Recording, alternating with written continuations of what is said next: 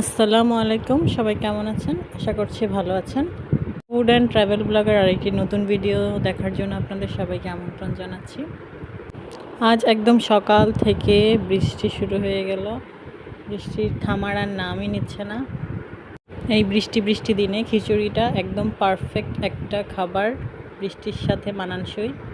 তাই আজকে weather demand রান্নাবান্না করছি। খিচুড়ি দিয়ে মুরগি, সাথে সবজি।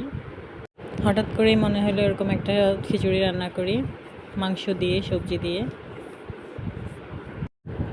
মুরগির মাংস দিয়ে খিচুড়ি অথবা গরুর মাংস দিয়ে খিচুড়ি, এই খিচুড়িটা আমার অনেক ফেভারিট। আমার কাছে অনেক ভালো লাগে এই খিচুড়িটা খেতে।